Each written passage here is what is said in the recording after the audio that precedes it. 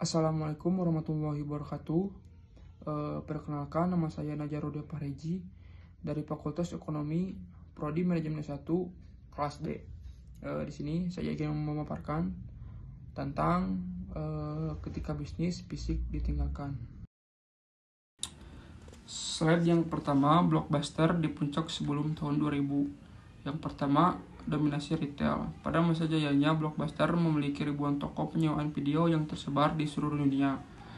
Banyaknya jumlah toko membuat mereka sangat mudah dijangkau dan menjadi pilihan utama masyarakat untuk menyewa film.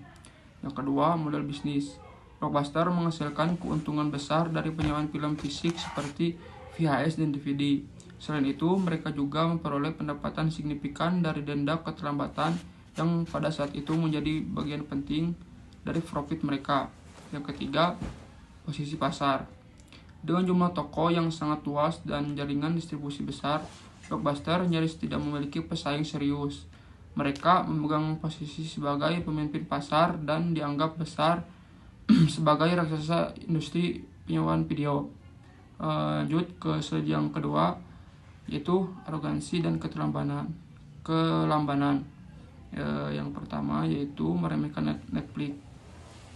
Ketika Netflix muncul dengan model bisnis baru, penyewaan melalui pos dan kemudian streaming, Blockbuster menganggapnya sebagai ancaman kecil yang tidak perlu diperhatikan. Yang kedua, menolak membeli Netflix. Pada tahun 2000, Netflix menawarkan diri untuk dibeli seharga 50 juta US dollar.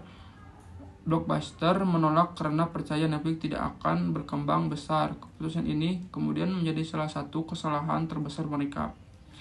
Slide yang ketiga yaitu gagal beradaptasi.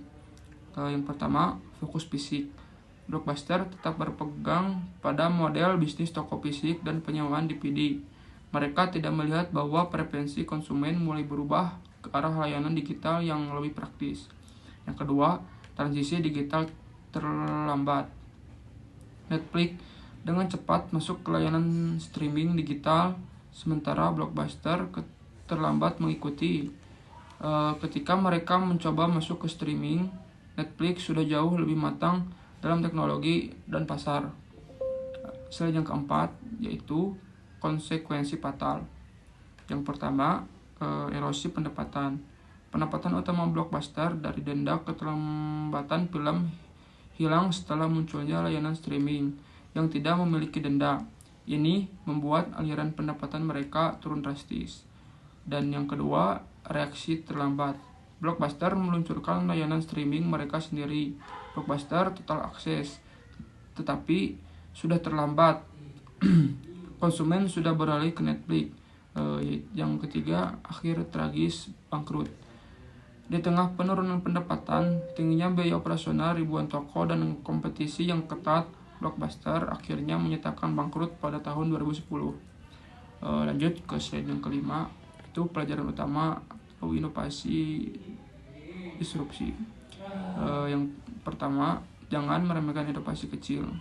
Inovasi awal Netflix terlihat sederhana, tetapi justru mampu mengubah pola konsumsi masyarakat.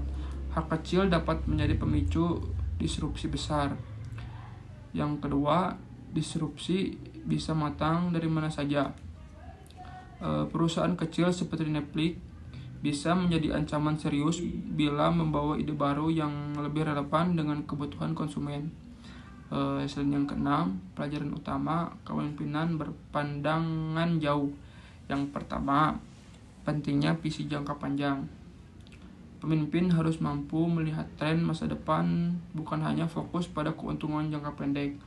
Blockbuster terjebak pada kesuksesan masa lalu. Yang kedua, keputusan jangka pendek bisa merusak masa depan. Keputusan yang mempertahankan model bisnis lama yang menguntungkan justru mengorbankan berkelanjutan bisnis dalam jangka panjang. Slide yang ketujuh, pelajaran utama. Model bisnis adalah aset utama. Yang pertama, siap mengubah model bisnis sendiri. Perusahaan harus berani mengubah model bisnis meskipun model lama masih menghasilkan uang. Jika tidak berubah, perusahaan akan tertinggal. Yang kedua, fleksibilitas adalah kunci. Dalam era perubahan cepat, kemampuan adaptasi bisnis sangat penting.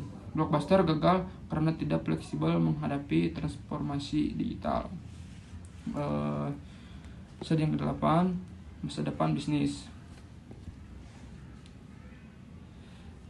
Kesimpulan utama, kisah Blockbuster menjadi contoh nyata bahwa perusahaan harus selalu siap berinovasi dan beradaptasi dalam dunia bisnis yang cepat berubah. Hanya perusahaan yang responsif dan inovatif yang mampu bertahan. Sekian dari saya. Wassalamualaikum warahmatullahi wabarakatuh.